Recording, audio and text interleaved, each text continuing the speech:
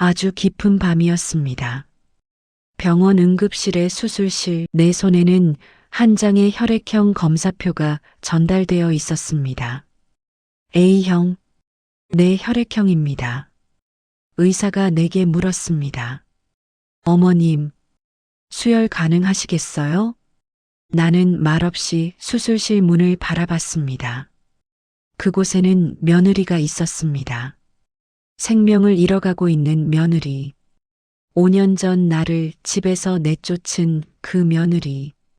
의료봉사자시라고 들었습니다. 의사의 목소리가 들려왔습니다. 내 양팔을 걷어 올렸습니다. 결정은 이미 내려진 것이었습니다. 수혈해 주세요. 그 말을 하는 순간 내 인생이 한 바퀴 돌아와 만나는 느낌이었습니다. 내가 쫓겨났던 그 집, 그 집의 며느리가 내 피를 받고 있습니다. 이건 우연이 아니었습니다. 운명이었습니다. 과연 이 피가 그녀를 살릴까요? 그리고 내 마음도 함께 바뀔까요? 이 모든 게 시작된 건 3년 전이었습니다. 그날 나는 이 여자에게 쫓겨났습니다. 그리고 지금 나는 이 여자를 살리고 있습니다. 인생이란 이런 건가요? 이 이야기는 그곳에서부터 시작됩니다. 봄날이었습니다. 햇빛이 유난히 따스하던 날, 창밖으로 벚꽃이 흐드러지게 피어 있던 날, 아들이 퇴근했을 때 나는 밥을 하고 있었습니다. 손주들이 학원에서 돌아오기 전 며느리는 부엌 입구에 서 있었습니다. 며느리의 얼굴이 이상했습니다. 무엇인가 결정한 사람의 얼굴이었습니다. 어머니, 아들이 나를 불렀습니다. 나는 국자를 놓고 돌아섰습니다. 그리고 알았습니다. 이건 보통의 저녁이 아니라는 것을요. 저희 앞으로 계획을 말씀드리려고요. 며느리가 말을 시작했습니다. 목소리는 차갑지 않았습니다. 오히려 깔끔했습니다. 마치 사전에 여러 번 연습한 듯 어머님께서 노인시설로 가시는 게 좋겠어요. 내 손이 떨렸습니다. 저희 애들도 이제 다 커서 어머니께서 돌봐주실 일도 없고요. 이 여자는 지금 무슨 소리를 하고 있는 걸까요? 그리고 어머니도 저희 집에서 편하시지 못하실 것 같고요. 내가 뭘 잘못했을까요? 며느리 얼굴을 살펴봤습니다. 아들의 얼굴을 봤습니다. 아들은 눈을 맞추지 않았습니다. 이미 시설들을 찾아봤어요. 괜찮은 데가 있어요. 비용도 우리가 낼 거고, 이건 제안이 아니었습니다. 통보였습니다. 내가 반박할 여지는 없었습니다. 왜냐하면 그녀의 말이 맞았으니까요. 손자들을 키우면서 집안일에 소홀해진 것도 사실이고, 아들 가족이 불편해하는 게 느껴졌던 것도 사실이에요. 내 방 냄새가 집 전체에 배인다고 둘러댈 때도 있었으니까요. 내가 집에서 자리만 차지하고 있었구나. 그 생각이 가슴을 칼로 찍는 것처럼 아팠습니다. 알겠다. 내가 입을 열었습니다. 그래서 언제부터? 내 목소리가 누구의 목소리인지 모를 정도로 낮았습니다. 일주일 뒤면 괜찮을 것 같은데요. 일주일. 나는 고개를 끄덕였습니다. 남편이 돌아가신 이후 계속 우리 가족이 아니라 혼자가 된다는 것을 깨달았습니다. 아들은 여전히 눈을 맞추지 않았습니다. 밥솥이 끓어 있었습니다. 하지만 아무도 밥을 먹으러 가지 않았습니다. 나는 불을 껐습니다. 일주일이란 시간은 참 길었습니다. 그 집의 모든 것을 정리해야 하는 일주일. 내 인생을 접어야 하는 일주일. 나는 새벽 5시에 일어났습니다. 아들과 며느리가 일어나기 전에 일어났습니다. 내 방을 천천히 훑어봤습니다. 남편이 선물했던 장롱, 손주들과 함께 찍은 사진들, 딸이 아직 살아있을 때 받은 목도리, 모두 다 짐가방에 들어가야 했습니다. 하지만 2개의 캐리어는 너무 작았습니다. 인생 70년이 이 조그만 상자 속에 들어가야 했습니다. 나는 무엇을 버려야 할지 몰랐습니다. 여름 옷을 버렸습니다. 내가 또 다음 여름을 볼까? 그런 생각이 들었으니까요. 손주 그림들도 버렸습니다. 이제 내가 봐주지 않아도 되니까. 냉장고에는 내가 손주들을 위해 만든 반찬들이 쌓여 있었습니다. 김, 장아찌, 고추장, 며느리가 한 번도 입을 대지 않던 반찬들, 그것들도 버렸습니다. 마지막 밤이었습니다. 이 침대에서 잤던 마지막 밤, 나는 천장을 봤습니다. 이 방에서 나는 얼마나 지냈을까요? 남편이 돌아가시고 이 집에 와서 8년이란 세월이 흘렀네요. 벽에 붙은 달력들을 헤어쳤습니다. 8년의 봄, 여름, 가을, 겨울. 손주들이 클수록 내 자리는 작아졌던 것 같습니다. 이제 만나고 싶지 않았던 아침이 왔습니다. 며느리가 밥을 차렸습니다. 그 밥을 이제 더는 먹을 일이 없을 것이었습니다. 아들은 일찍 나갔습니다. 작별을 하기 힘들었을까요? 손주들도 학원에 간다며 나를 보지 않았습니다. 문을 나섰습니다. 2개의 캐리어를 힘겹게 끌고 나왔습니다. 그리고는 절대 뒤를 돌아보지 않았습니다. 돌아본다면 다시 들어가고 싶을 것 같았으니까요. 택시 안에서 나는 처음으로 울었습니다. 노인시설은 상상했던 것과 많이 달랐습니다. 깨끗했습니다. 밝았습니다. 하지만 낯설었습니다. 내 방은 아주 작은 원룸 같았습니다. 침대, 화장대, 의자. 그게 전부였습니다. 관리사가 와서 일과를 설명했습니다. 아침 8시 운동, 오전 10시 건강검진, 오후 1시 식사, 오후 3시 영화 감상, 저녁 6시 저녁 식사. 모든 것이 시간표대로 정해져 있었습니다. 내가 할 수 있는 것은 아무것도 없었습니다. 첫날 밤은 잠이 오지 않았습니다. 이 천장은 내가 알던 천장이 아니었습니다. 밤 11시, 다른 할머니들의 코 고는 소리를 들었습니다. 공용 거실 근처 방들에서 흘러나오는 텔레비전 소리. 나는 베개를 끌어안았습니다. 아들에게 전화를 하고 싶었습니다. 엄마 잘 도착했어. 여기 괜찮으니까 걱정하지 마. 하지만 전화를 걸지 못했습니다. 아들도 나를 내보냈는데 엄마라고 해주고 싶은 마음도 없을 텐데. 새벽 2시 나는 일어나서 작은 창을 열었습니다. 밤 공기가 찬 것이 좋았습니다.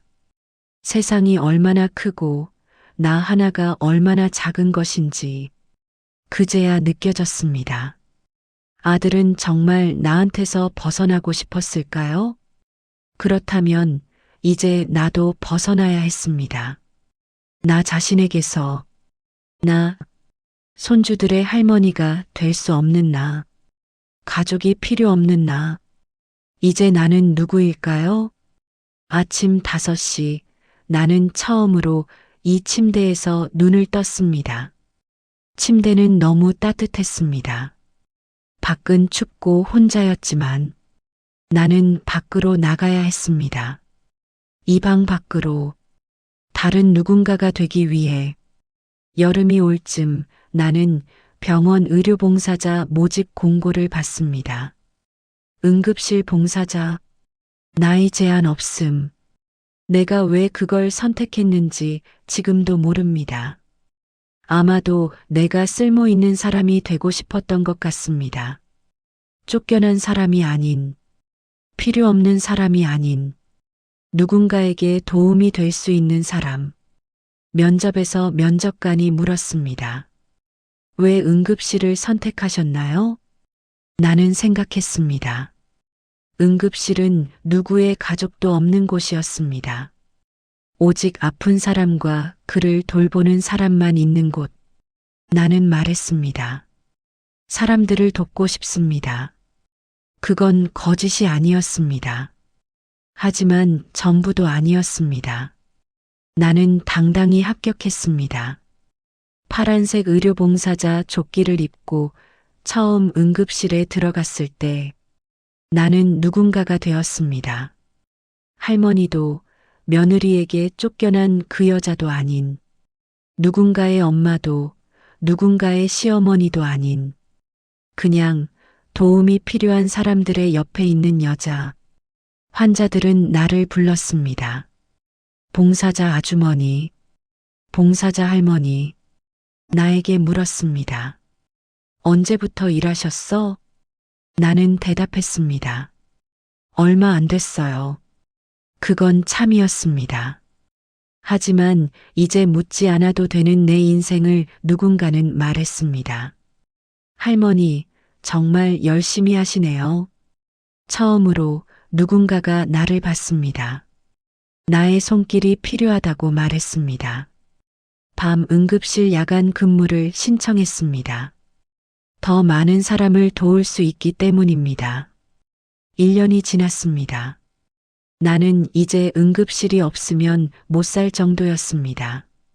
이곳에서 나는 쓸모 있었습니다. 이곳에서 나는 누군가였습니다. 집에 가지 않은 지 벌써 3년이 지났습니다. 아들에게서 연락은 없었습니다. 나도 걸지 않았습니다. 우리는 그렇게 멀어졌습니다. 하지만 나는 괜찮았습니다. 응급실이 있었으니까요. 그 밤은 특별했습니다. 응급실이 한산했습니다. 7월이 끝나가는 밤, 휴가를 떠난 사람들이 많았나 봅니다. 나는 의약품 잔고를 정리하고 있었습니다. 간호사가 들어왔습니다. 할머니, 여기 있었군요. 환자 한 분이 도와달라고 했어요. 나는 짐을 놓고 나왔습니다. 응급실 입구에 벤치, 한 남자가 앉아 있었습니다. 내 아들이었습니다. 정확히는 내가 아는 아들이 아니었습니다. 얼굴이 창백했습니다. 눈이 흔들리고 있었습니다. 아들, 나는 말했습니다. 그의 눈이 맞춰졌습니다. 그리고 그의 얼굴이 일그러졌습니다. 어머니, 그가 내 팔을 잡았습니다. 어머니 아내가, 그의 목소리가 떨렸습니다. 내 며느리, 그 여자가 응급실 수술실에 있었습니다. 교통사고였습니다. 중상? 의사가 아들에게 말했습니다. 수혈할 혈액이 필요합니다. A형. 아들이 나를 봤습니다. 마치 내가 유일한 희망인 것처럼 나는 팔을 걷어 올렸습니다. 간호사가 체열을 준비했습니다. 전열을 준비하셔야 할 것 같은데요. 빠르면 좋겠습니다. 나는 응했습니다. 내 피가 빠져나가고 있었습니다. 응급실의 스탠드 불빛이 너무 밝았습니다. 아들은 여전히 나를 봤습니다. 아들은 울고 있었습니다. 내가 쫓겨날 때 눈을 마주치지 않던 그 아들이 이제 나를 보고 있었습니다. 어머니, 미안해요. 그가 말했습니다. 의사 선생님, 제 어머니가. 그는 의사를 보고 있었습니다. 제 어머니가 도움이 될 수 있나요?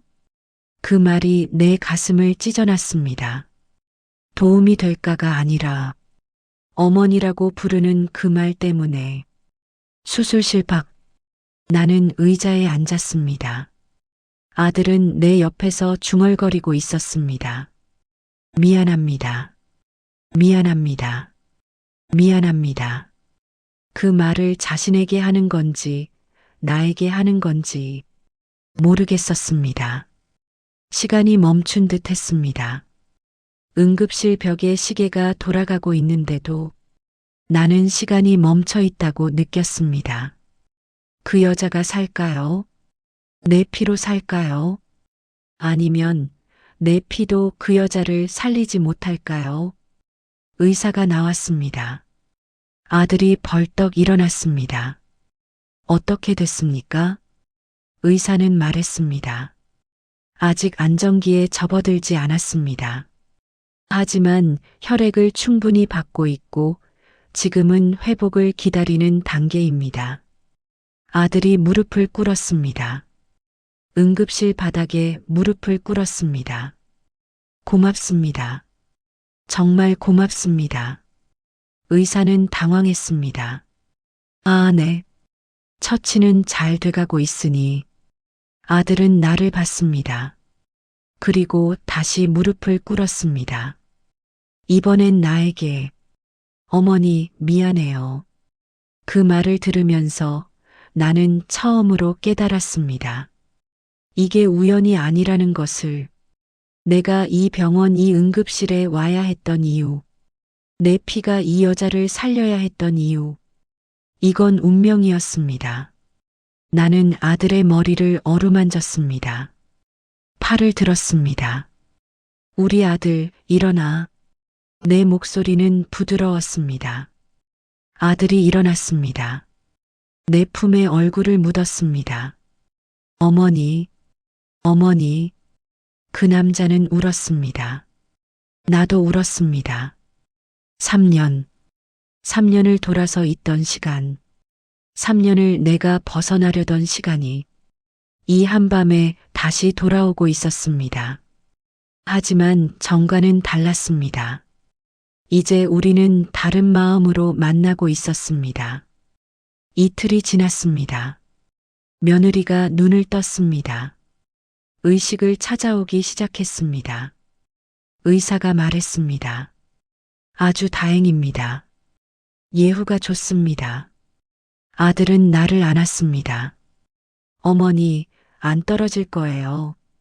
이번엔 그 말이 얼마나 간절했는지, 그 말이 얼마나 미안해하는 말인지 나는 알았습니다. 그 밤 내가 했던 모든 일, 내 피를 나누는 순간들, 그것들이 무엇이었는지, 그것은 용서였습니다. 생각하지도 않은 용서, 의도한 것도 아닌 용서, 그냥 어미가 해야 하는 일. 아들은 너무 많이 울었습니다. 손주들도 응급실에 왔습니다. 할머니라고 부르며 안겨왔습니다. 나를 기억했습니다.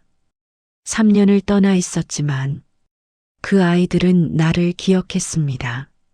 할머니, 어디 있었어? 손주가 물었습니다. 나는 웃음이 나왔습니다. 할머니는 여기서 사람들을 도왔어. 봉사자?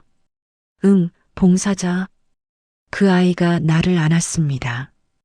그 작은 품이 내 몸을 감싸는 것. 그것만으로도 내 인생의 모든 상처가 아물 것 같았습니다. 며느리가 깨어나는 것을 내가 봤습니다. 그 여자의 눈이 천천히 떠졌습니다. 정신이 돌아오는 그 순간, 그 여자를 살린 것은 내 피였습니다. 하지만 그 여자가 돌아올 수 있었던 것은 아들의 눈물이었습니다. 그리고 그 눈물을 흘리게 한 것은 자신의 실수를 깨닫는 그 아들의 심장이었습니다. 며느리가 나를 봤습니다. 그 여자의 눈이 나에게 초점을 맞춰왔습니다. 어머님? 그 여자가 말했습니다. 천마리. 그것이었습니다. 내 눈에서 눈물이 흘렀습니다. 일주일이 지났습니다. 며느리가 퇴원했습니다. 느리지만 확실하게 회복되고 있었습니다. 집으로 돌아가는 날, 아들이 나에게 물었습니다. 어머니, 노인시설로 돌아가실 거예요? 나는 생각했습니다. 내가 할 일, 내가 있어야 할 곳. 아니, 나는 응급실로 돌아가야 해. 아들이 잠시 침묵했습니다. 그래도 가끔이라도 집에 와줄 수 있어요? 그 말을 들을 때 나는 깨달았습니다. 용서란 한순간이 아니라는 것을, 용서란 시간이 필요하다는 것을, 그리고 둘 다 천천히 가야 한다는 것을. 응, 오갈게. 나는 대답했습니다. 아들은 웃었습니다. 손주들이 나를 안았습니다. 할머니, 또 와. 응, 꼭 올게. 며느리는 내가 가는 것을 봤습니다. 그 여자의 눈에는 여전히 고마움이 있었습니다. 하지만 그것만은 아니었습니다. 그 여자도 나도 이해하고 있었습니다. 상처는 아물고 있다는 것을, 그리고 이번엔 다를 거라는 것을. 택시 안에서 나는 아들의 전화를 받았습니다. 어머니, 응급실 근무는 내일 밤부터야. 조심해. 응.